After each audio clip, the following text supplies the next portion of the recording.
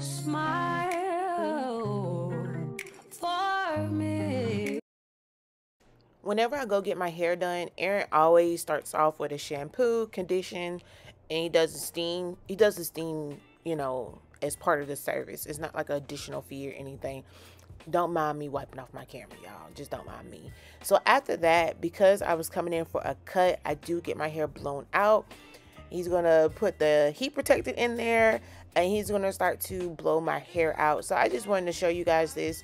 That's one thing I do like about going to Aaron. And if anybody is confused, Aaron was the stylist that I had originally found before Elise suggested Rachel Red, who colored my hair, and I have a video on that. So he was who I found. He was the person who did my original cut, and so I just had him do my cut. He's going to be continue to do my cut because I just want to keep it as minimum as possible when I'm going to different stylists. I don't want to go to a whole bunch of different stylists, so I decided to kind of show you guys this salon visit.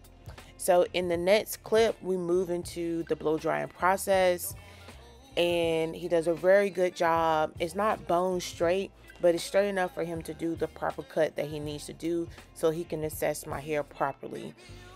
So that goes to say somebody recently blew their hair out, and it did not look good, y'all. She said that's the straightest her hair get with a blow dryer, and I'm not convinced.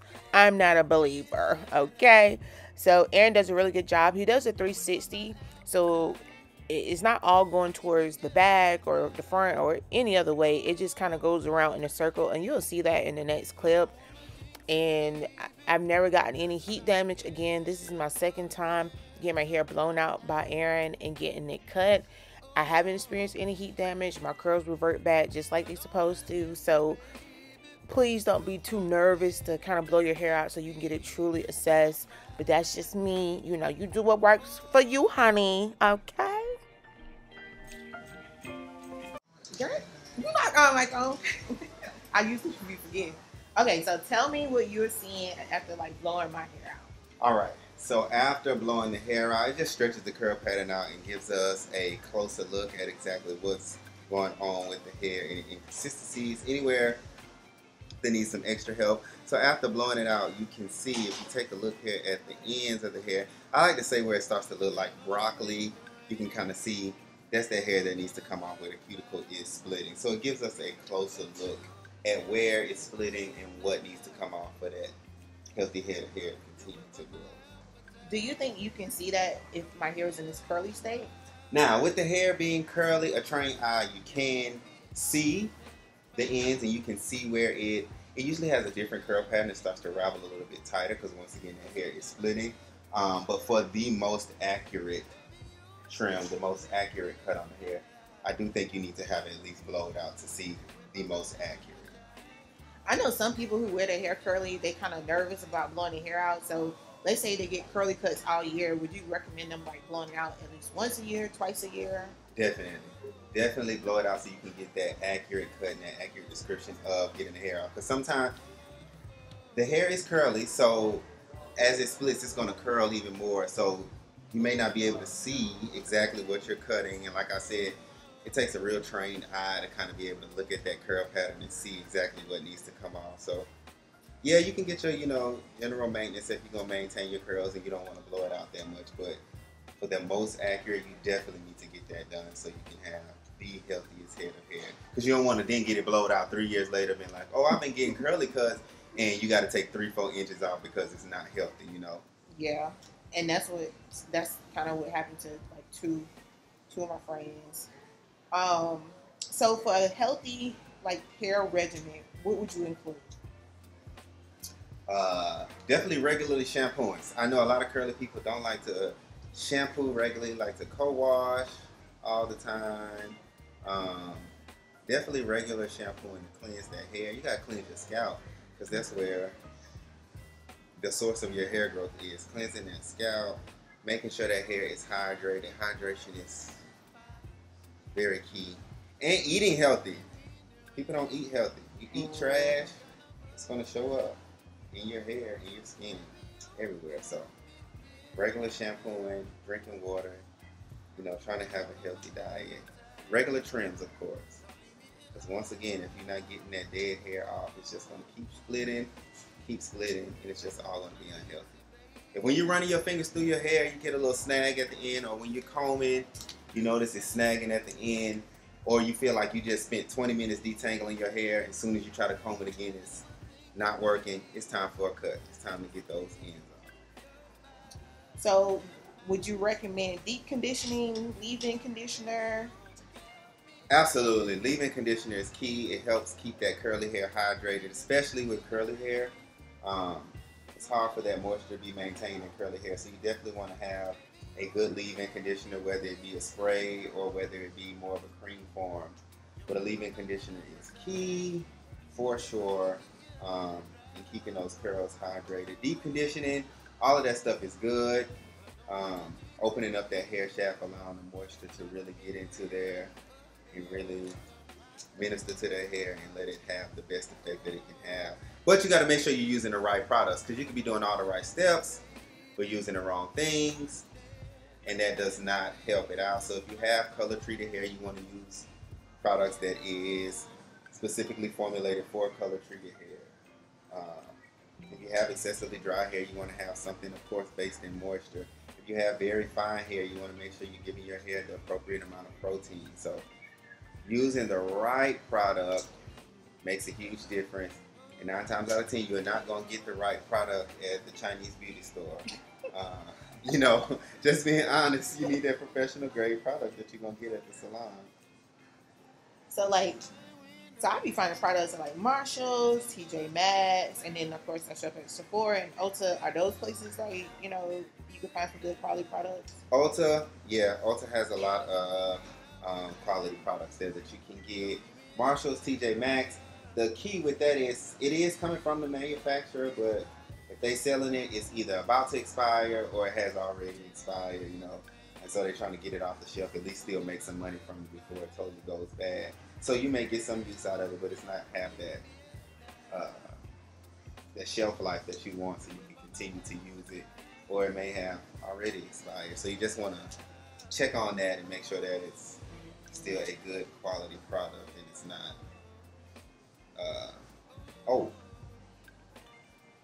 So I heard you mention about getting regular trims.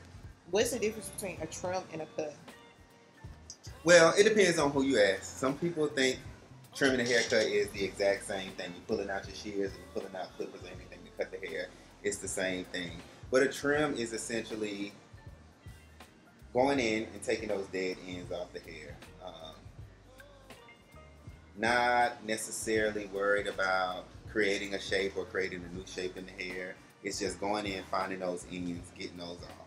A haircut is, you're going to get those ends off, but you are setting a foundation for a style. You're actually giving the hair shape. You're giving it life. You are making it look like something. The trims, you're not really worried about going in for a new shape or setting a foundation for a style. You're just going in looking for those dead ends and getting those off. So that's the primary difference. Same concept, pulling out the shears. You got to elevate the hair. You got to move through the hair. But a cut is a little bit more precise.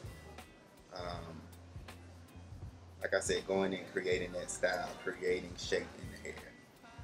Now I have one more question, and then we get back to our music, y'all. So I was following a method where you use like 2 to 3 gels. Mm-hmm. What do you think about doing a hairstyle where you use 2 to 3 gels with no leave-in and no deep conditioning?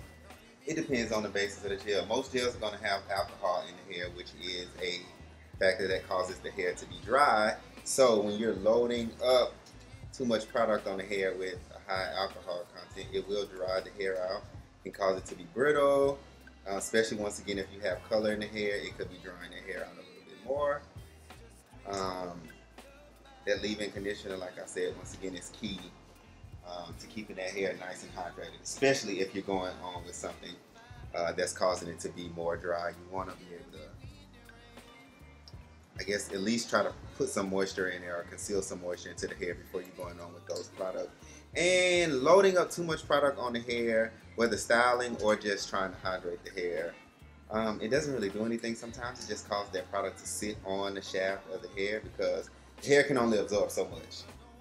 So After it's absorbed, all it's going to absorb, and it's taking in all that it's going to take in. Everything else is just sitting on the shaft of the hair, wasting product, weighing that hair shaft down.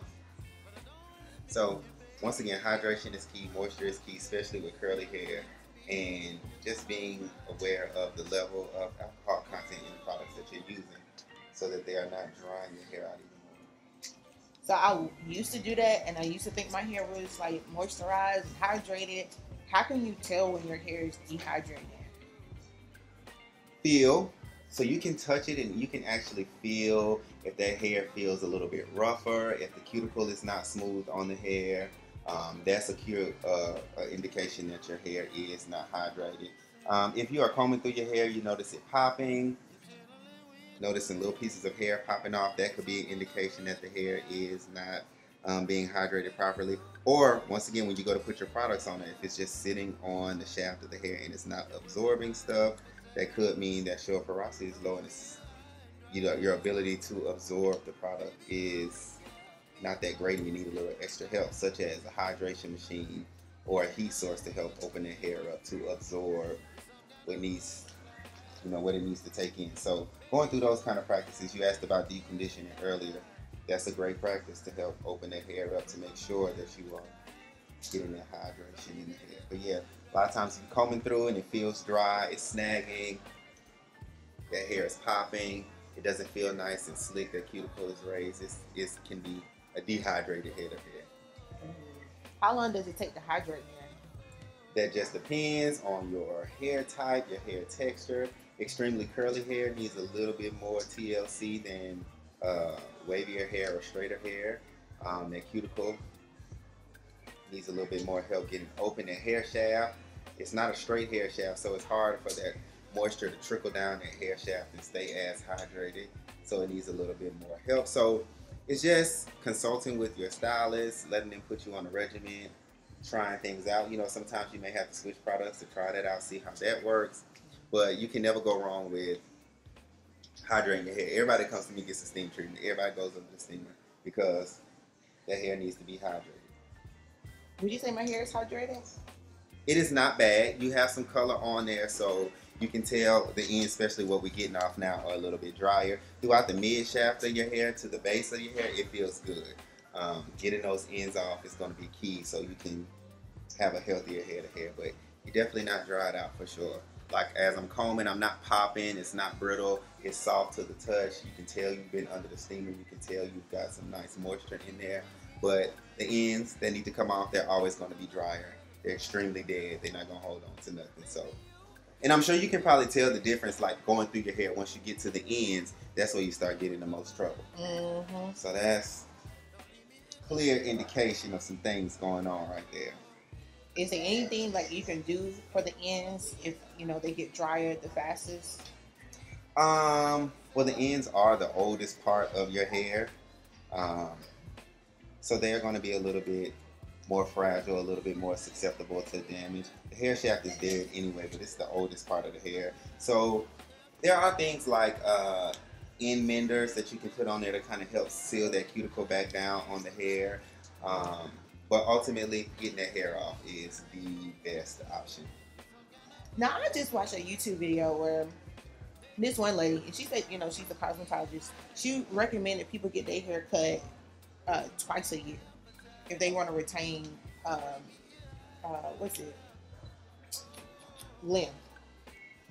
What do you think about that? Twice a year is very, very stretched out. Even if you're a person who doesn't put heat on your hair, the natural growth cycle of the hair is going to require you to get that dead hair out of there a lot more frequently than that. If you're a person who doesn't put heat on your hair, about 8 to 12 weeks is a good time for you to get your preventative trims. Get your trims, keeping that hair healthy, not allowing that hair time to break.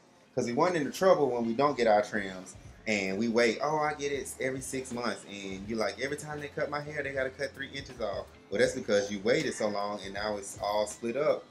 It's all broken up and you don't have no choice but to get all of that cut off. But if you get your 8 to 12 weeks and you come in and you get that little trim and you get that little bit of hair cut off and you don't give it time to break and split up the hair shaft, that's actually how you're going to maintain more length. You are preventing the hair from breaking and having to get more cut off. Can you do me one quick favor? I can. Can you show the camera, like show my hair, because my camera is about to die. You can turn it around so you can see it.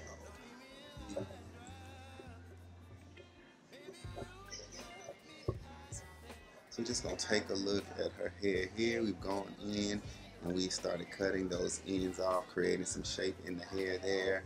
And if we come around the front, you can see over here where we have not cut anything. You can get the difference in what that hair looks like.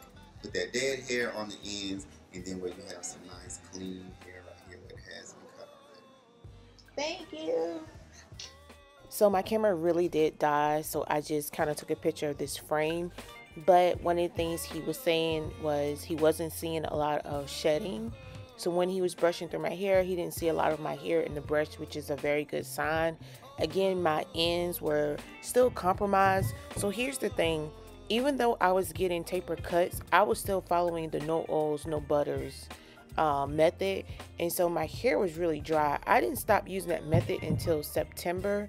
So my hair is doing a lot better, as you heard in the video, from the scalp to like towards the end of the hair. It's hydrated, but my ends really took a heavy impact, which is the oldest part of my hair, which makes sense given the method that I was using.